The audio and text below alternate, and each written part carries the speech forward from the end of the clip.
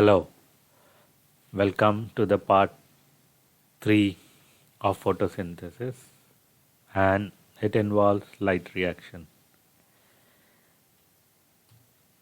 Light reaction and dark reaction, we have already seen the comparison between these two. The light reaction, they are light dependent reactions, and light or dark reaction, they are light independent reactions. The light reactions, they need light and water, H2O, and they gives out oxygen that is removed from the chloroplast. With oxygen, there is a formation of energy rich compounds ATP and NADPH, and this ATP and NADPH is going to be used for light independent reaction, that are dark reactions.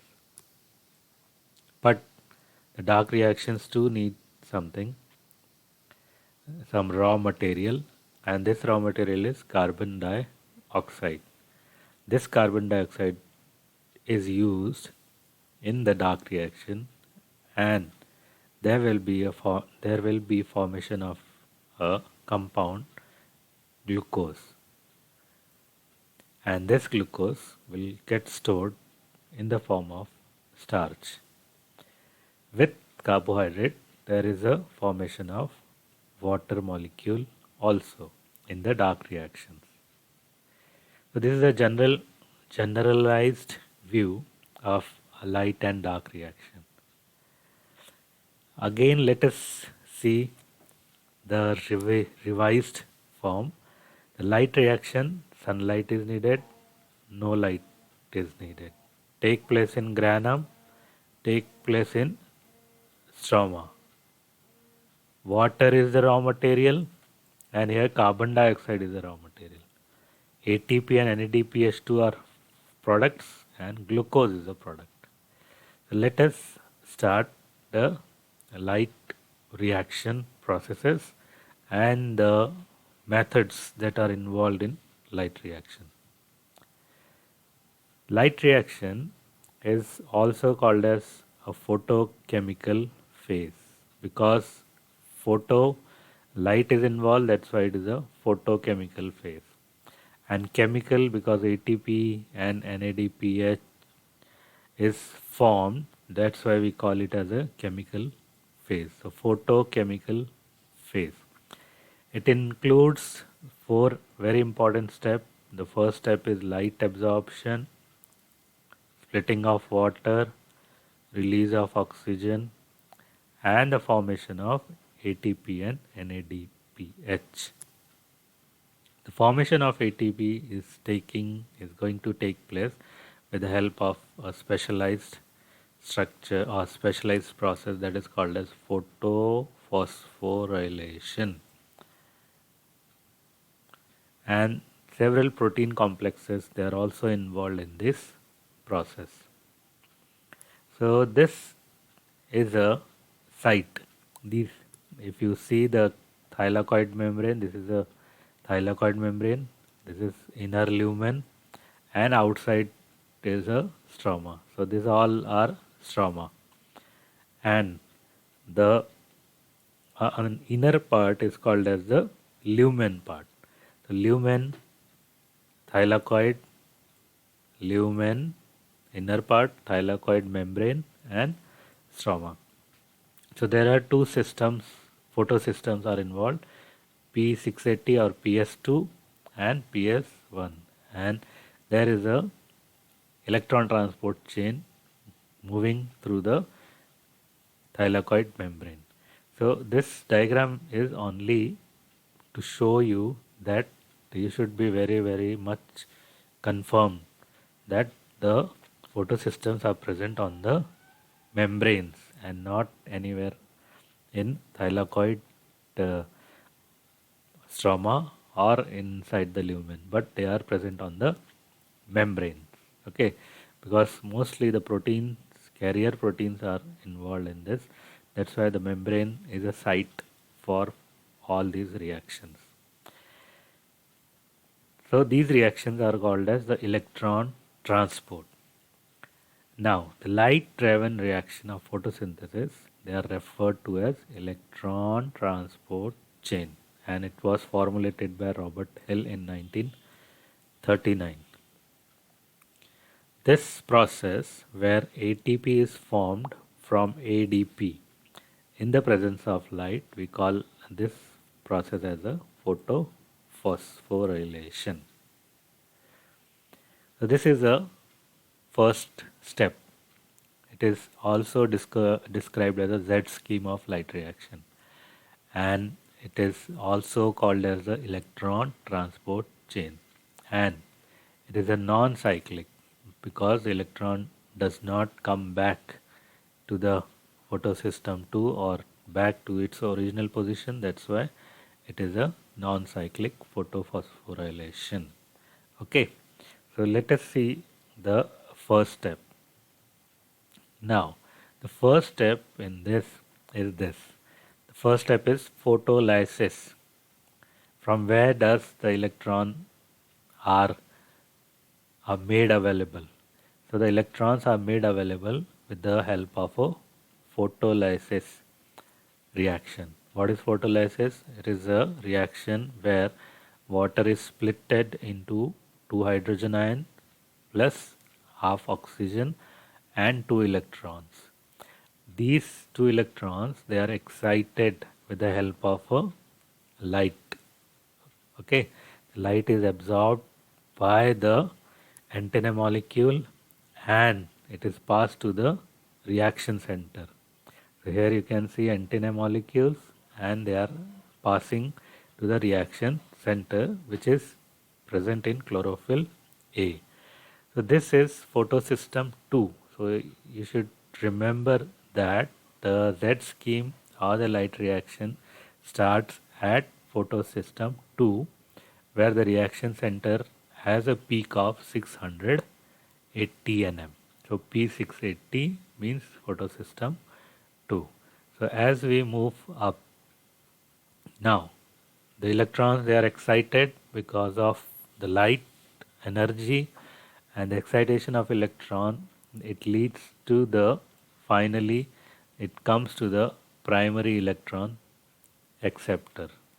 Okay, the primary electron acceptor is accepting this electron, and now the electrons, they will be at lower energy level and they will move downhill.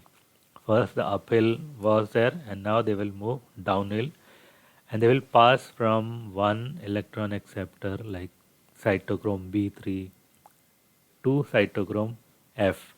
In between their passing of electron, there will be a formation of one ATP molecule from ADP and inorganic phosphate.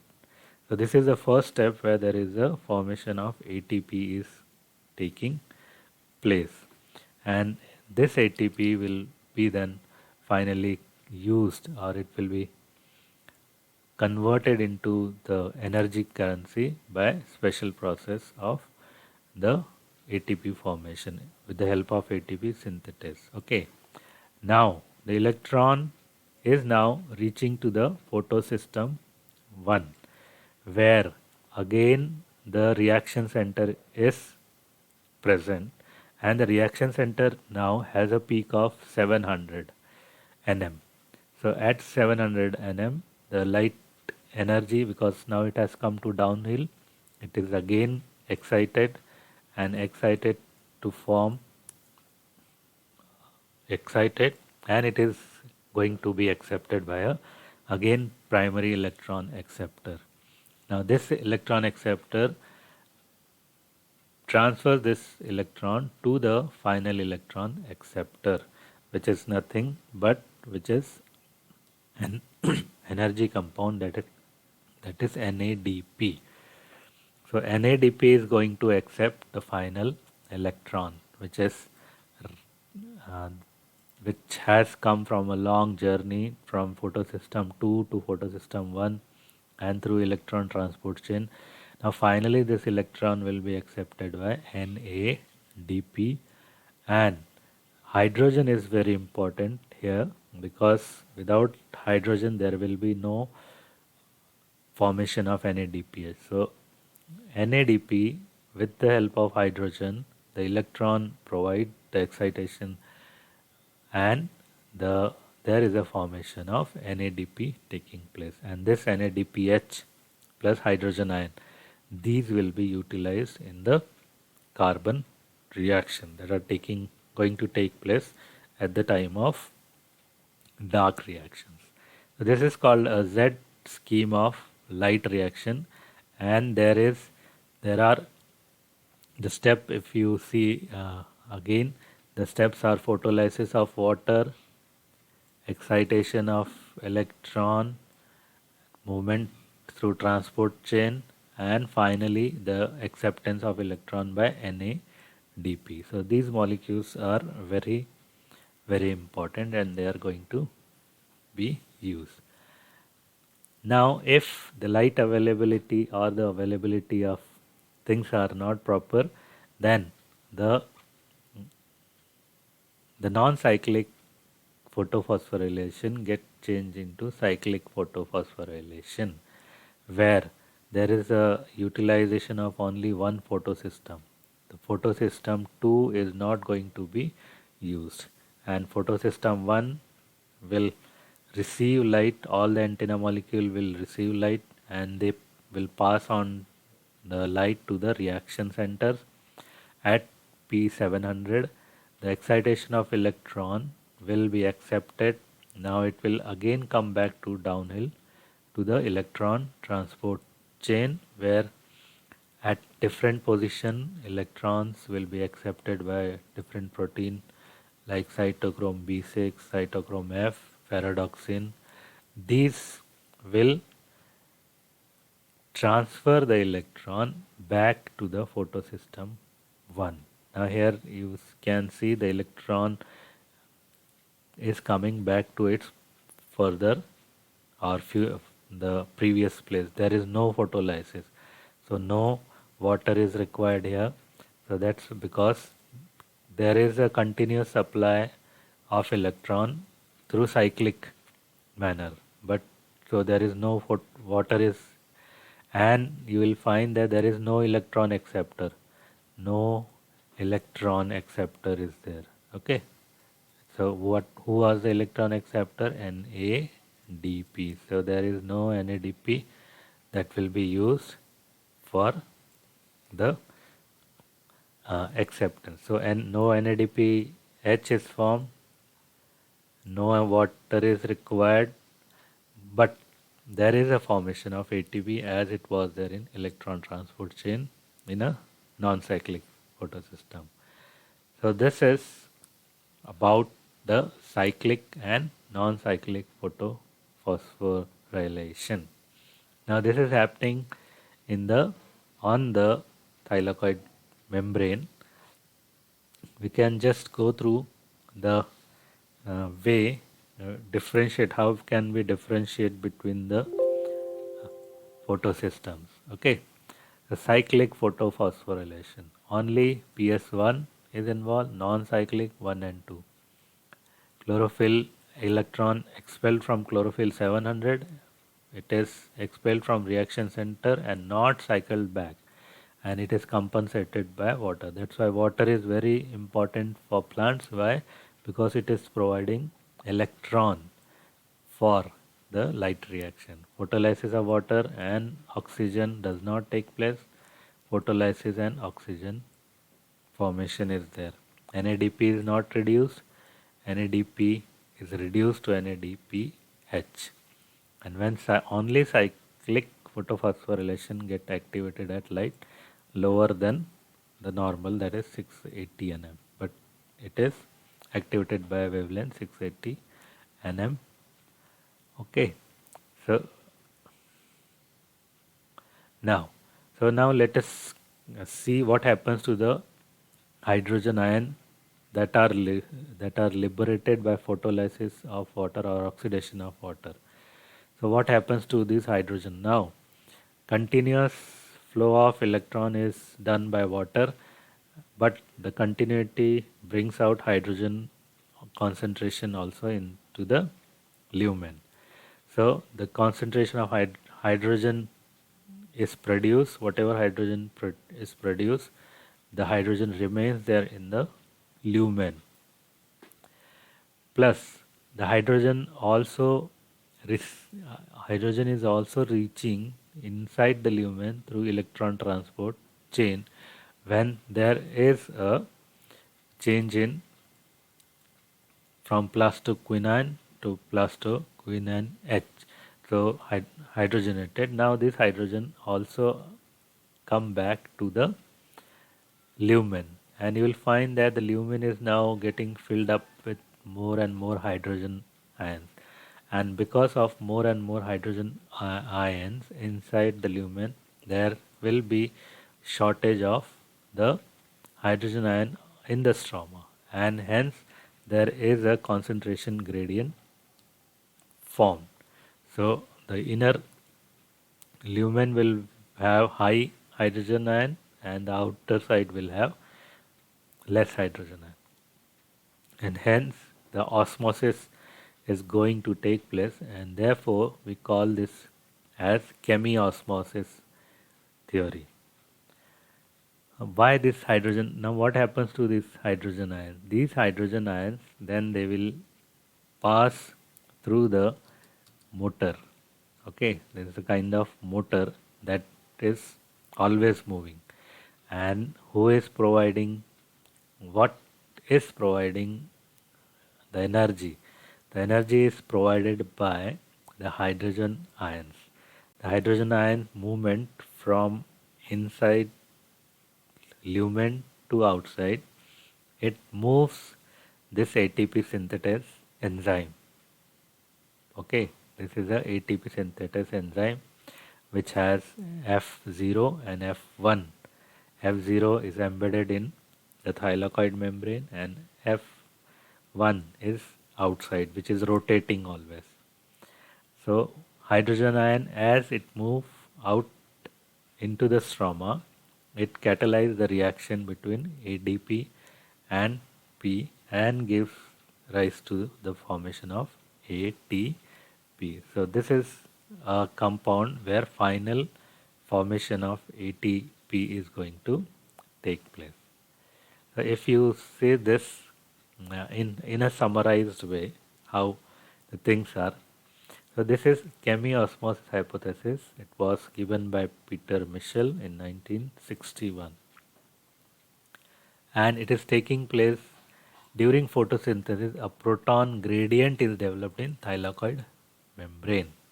So what causes the proton gradient? It is number one, the water molecule, okay, which break down to give H and oxygen, and then the second one responsible for this is the movement of electron from photosystem 1 to photosystem 2 through electron transport chain also give rise to the formation of hydrogen ion, and they are transported. Okay, so then primary electron acceptor is located towards outer side of thylakoid membrane. This primary electron acceptor transfers its electron to hydrogen carrier and not to electron carrier directly. So this hydrogen carrier molecule transfers the electron to electron carrier cytochrome B on the inner side of thylakoid and removes hydrogen ion from the stroma. From the stroma, it directly does not, from the stroma, it comes to the lumen. Then the third, NADP reductase enzyme is also involved in the formation of hydrogen ion. So because of this, but it is these hydrogen ion, and again they will be removed from stroma, and hence the gradient is formed, and this gradient will help in the movement of this ATP synthesis enzyme. So this is a diagrammatic structure of ATP synthesis enzyme, which has F0 and F1 particles, and the two hydrogen ion, when they move out from the lumen to the outside, it will catalyze the formation of ATP. Okay, so by this way there is a complete reaction is going to take place, and finally we see that oxygen is formed as a byproduct in this by photolysis of water. ATP is formed in this in all these light reaction, plus there is a formation of Na, reduced form of NADP, that is NADPH. Okay, so this is this completes our topic. Thank you.